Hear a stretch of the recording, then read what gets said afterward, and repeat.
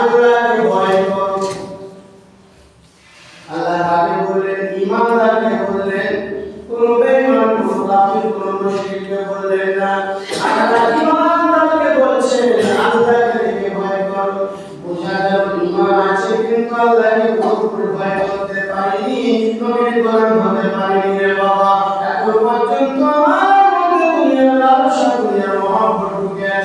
আমার মধ্যে এখনো ঈমান মুকাম্মাল হয়নি। এই জন্য আল্লাহ বলেন আল্লাহকে ভয় করো। এ বান্দা, আল্লাহকে যদি ভয় করা যায়, আল্লাহকে যদি ভয়ে ভয়ে যদি জীবন যাপন করা যায়, আপনার ঈমান মুকাম্মাল হবে, আপনি পাক্কা মুমিন হবেন।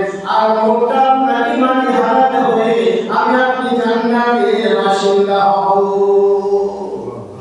ঈমান আল্লাহ বলেন ইয়া আইয়ুহাল্লাযীনা আমানু, ইয়া আইয়ুহান নাস বললেন না, এই মানুষরা আল্লাহকে ভয় করো, এই কথা আল্লাহ বললেন। কারণ যারা আল্লাহকে বিশ্বাসই করে না, যারা কবরকে বিশ্বাস করে না, যারা হাসরকে বিশ্বাস করে না, হিসাব হবে, পুরস্কার পাওয়া হবে, এগুলো যাদের বিশ্বাস না, ভয় করবে না, তারা তো ভয় করার কোনো গাড়িটা চাই না। ঈমান যেহেতু আমরা ঈমানদার করি, আল্লাহ বলে যখন নিজেকে ঈমানদার করি, একটু মনের মধ্যে ভয় আনো যে এই মাটির উপরে যেভাবে বসবাস করছি, মাটির তলে আমি তোমার জন্য আরো সুন্দর জায়গা করে দেব, মাটির ভিতরে আমি তোমার জন্য বিশাল আরো জায়গা করবো। সব ধরো তুমি নবীর গোলাম হয়ে নিজে মুমিন হয়ে যাও। এই জন্য আল্লাহ বলেন ইয়া আইয়ুহাল্লাযীনা আমানু, হে ঈমানদারেরা, ইত্তাকুল্লাহ, আল্লাহকে দেখে ভয় করো। আল্লাহ বলেন হাক্কা তুকাতিহি, যেমন ভয় করার কথা, যেমন ভয় করার হক, যেমন ভয় করতে হবে।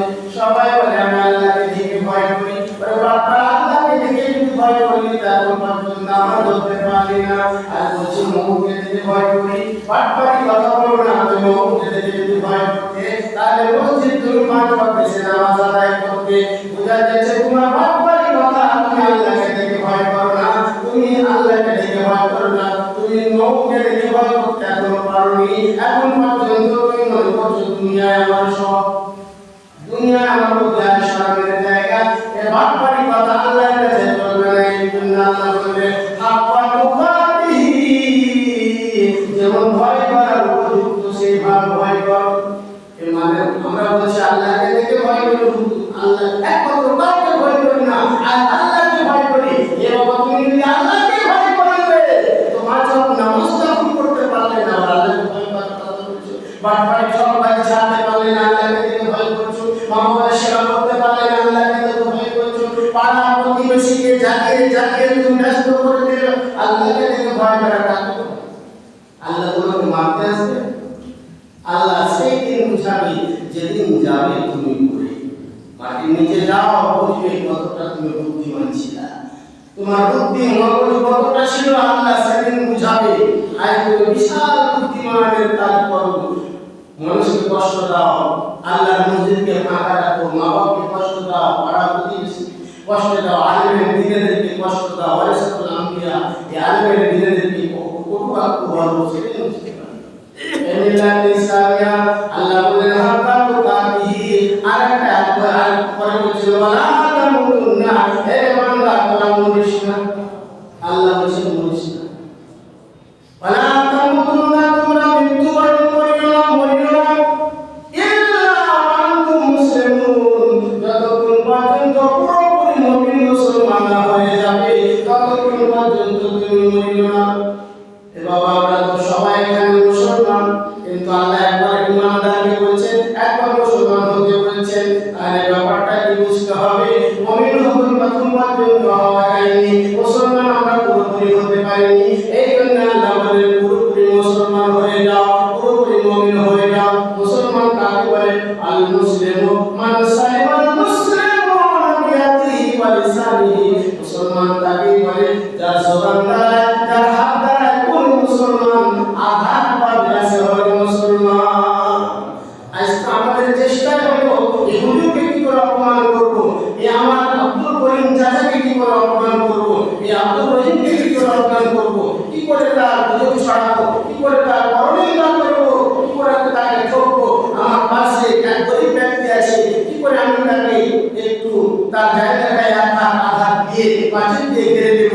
এখন এই চলন্ত আমাদের জায়গা, আল্লাহকে দেখে ভয় করা কি করে হলো? আর মুসলমান কি করে হতে পারলাম? আল্লাহ নবী আমাকে বললেন আল মুসলিমু মান সালিমাল মুসলিমুনা বিয়াদিহি ওয়া লিসানিহি, মুসলমান তাকে বলে যার হাতের দ্বারা, কানের দ্বারা, জবান দ্বারা অন্য কোনো পাড়া প্রতিবেশী আত্মীয় স্বজন দুঃখ করে না। নবী একটা জীবনী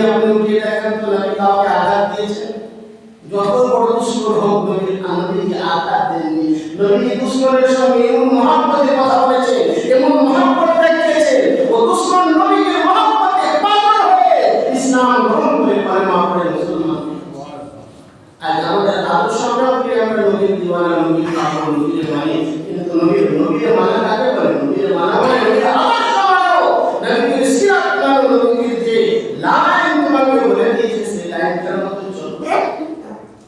আল্লাহ বলেন ওয়ালা তামুতুন্না, তুমি মরিও না, আর যদি মরো তো মুসলমান হয়ে মরো, যদি বেঈমান হয়ে মরো, যদি তুমি নবীর গোলাম না হতে পারো। বাবা জীবনে যেরকম দুনিয়ায় বসবাস করছো, মাটির তলে কিন্তু তোমার খুব কষ্ট হবে। মাটি যারা আল্লাহ তাআলা দুনিয়া ভয় করবে না, মাটি তাদের কি হবে বাবা?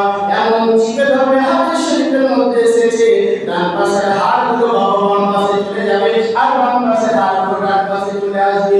এক দেড় হাতের খবর আর একদম চিপে ধরে আপনাকে পিছে ছাতু বানিয়ে দেবে। আর যদি আমি আপনি আল্লাহকে ভয় করি, কবরকে ভয় করি, না বাবা অন্যায় করবো না, হতে পারে আমি আল্লাহ তাই রাতে মারা যেতে পারি, তো আমি অন্যায় করে মরবো, এই ঠকিয়ে মরবো মানুষকে, এই কষ্ট দিয়ে মরবো মা বাবাকে, এই কষ্ট দিয়ে মরবো আত্মীয় স্বজনকে, যদি আমি মরে যাই তো কবরে আমাকে ছাড়বে না, তাই এই কাজ করা হবে না। মরণকে স্মরণ করতে হবে, এই স্মরণ কি করে করা যায়? ব্রাদার বিল্লাহ ইসলামে একটা ছোট্ট মতো ওয়াকিয়া বলি, মরণকে স্মরণ কথা বলবেন। আমার একজন আল্লাহ ওয়ালা কি করে হওয়া যায়, আল্লাহ প্রেমী কি করে হওয়া যায়? ব্রাদার বিল্লাহ ইসলামে এক ফকির এক বাদশার দরবারে পৌঁছেছে। বাদশা ফকিরকে জিজ্ঞাসা করো, বাবা এই যে তুমি দুনিয়ার মধ্যে ভিক্ষা করে বেড়াও, ভিক্ষা বিক্রি করো, আর আমি দেখো সাহেব মতো জীবন যাপন করি, তোমাদের চলন খারাপ, তোমাদের অভ্যাস খারাপ, তাই বলে তুমি ভিক্ষা করো।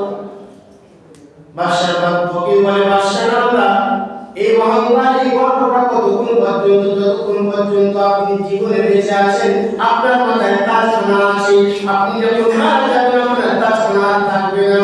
বাদশা শুনে বাবার আগে মৃত্যু হলো। বাদশা বলে ফকিরকে ফাঁসি দিয়ে দেন। ফকিরকে বলল শেষ ইচ্ছা কি আছে বলো? ফকিরকে বলল, ফকির তোমার শেষ ইচ্ছা কি আছে বলো? ফকির বলল, আমি একদিনের জন্য আপনার সিংহাসনে বসতে চাই। বাদশা বলল ঠিক আছে, বসিয়ে দেওয়া হলো। চারদিকে যখন সংবাদ গেল একটা ফকির বাদশা হয়ে বসেছে, সবাই বাবা দেখতে এলো। দেখতে এসে যখন মানুষের ভিড় হয়, একজন বাদাম বিক্রি করে ফকির ওই বাদশার সিংহাসনে বসে আছে। বাদামওয়ালাকে ডাকা হলো। বাদামওয়ালাকে বলল, বাবা বাদামওয়ালা, তুমি এত বাদাম করে চেয়েছো, তোমার চাচারিতে আমার ডিস্টার্ব হয়েছে, অসুবিধা হয়েছে, কালকে সকাল 10টার সময় তোমার ফাঁসি দেওয়া হবে। বাদামওয়ালা বলল, আমার ছোট ছোট ছেলে আছে হুজুর, আমাকে ক্ষমা করে দিন, বলে কোনো ক্ষমা করা হবে না, কারাগারে ভর্তি করে দেওয়া হলো। এইবার এই বাদশাকে বলা হলো, হুজুর কারাগারে গেটে আপনি বসে যান, দেখেন বাদামওয়ালা আল্লাহকে স্মরণ করে না, ওনার নাম কোনো কারাগারে লিখতে হয়। আর ওই দেখতে হলো সুন্দর রমণীতা তার জেলখানায় ভরে দাও। ওই সুন্দর রমণীকে বললো, তুমি বাদশা ওই বাদামওয়ালার সঙ্গে যদি কর্ম করতে পারো তাহলে তোমাকে কাল সকাল 8টার সময় সিংহাসনের অর্ধেকটা রেখে দেওয়া হবে। রমণী বলল, আমি কত বাহাদুরকে ফাঁসি দিলাম, আমার প্রেমে জানি এই বাদামওয়ালা তো সামান্য মানুষ, কিন্তু বাদামওয়ালার কাছে যখন গেল প্রস্তাব দিল, বাদামওয়ালা বলল, না দুনিয়ার মধ্যে কালকে 10টার সময় আমার ফাঁসি হবে, আমি দুনিয়া থেকে বিদায় নেব। দুনিয়া থেকে বিদায় নেওয়ার আগে আমি আর কোনো পাপ কাজ করতে চাই না। ওই বেশ্যা বলল, শোনো বাদামওয়ালা, আমাকে পাওয়ার জন্য বড় রাজা মহারাজারা লালায়িত থাকে, আজকে তোমার কাছে আমি নিজে চলে এসেছি, তুমি জীবনের স্বাদ গ্রহণ করে নাও। বলে শোনো, আজকে যদি আমি জীবনের স্বাদ গ্রহণ করে অন্যায় করে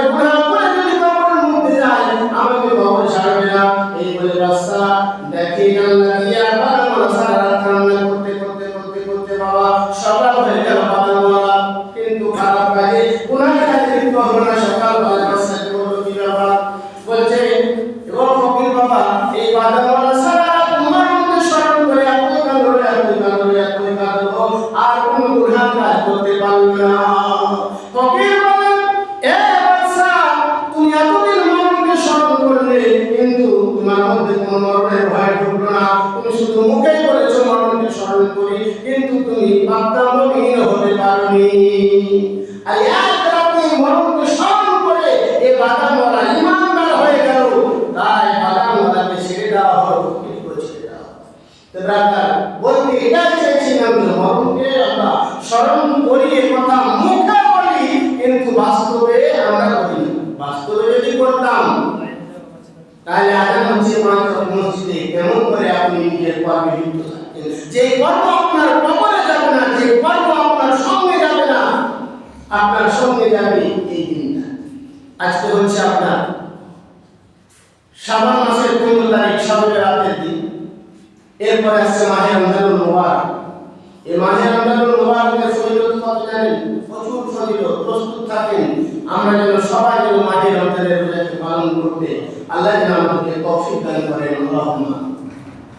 মাহে রমজানুল মুবারক এর মধ্যে বহু ফজিলত আছে। এর মধ্যে একটা ফজিলত হলো যে মানতারা সাইমান, যে একটা রোজাদারকে ইফতারি করালো, বলা বিতামানিন, যদি একটা খেজুর দেওয়া হয় তবুও ওই লোকটা রোজা রেখে যতটা নেকি পাবে, ইফতারি করানোওয়ালা ততটাই নেকি পাবে যে রোজা রেখেছে তার একটা নেকিও কম হবে। তো বখিলতা করিয়েন না, আল্লাহ অর্থ দিয়েছেন, প্রস্তুত থাকবেন। নেকি সঞ্চয় করার মাস আসছে, যে মাসে আপনার নেকি ৭০ গুণা বেড়ে যাবে।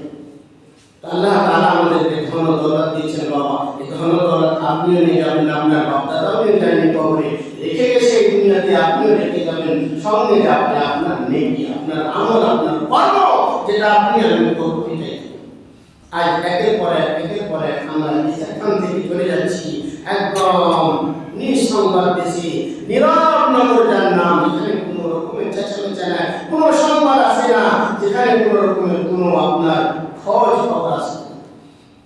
তা আপনি কখন ভালো থাকবেন? যখন আপনি এই দুনিয়ায় সবকে ভালো রেখে দেন। এই দুনিয়া যদি সবকে জানিয়ে যান তাহলে কবরে আপনাকে আল্লাহ রাব্বুল আলামিন এমন আযাবের মধ্যে গ্রেফতার করবেন আর কেঁদেও কথা।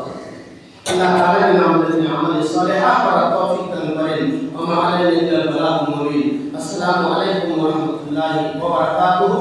যাদের সুন্নাত বাকি আছে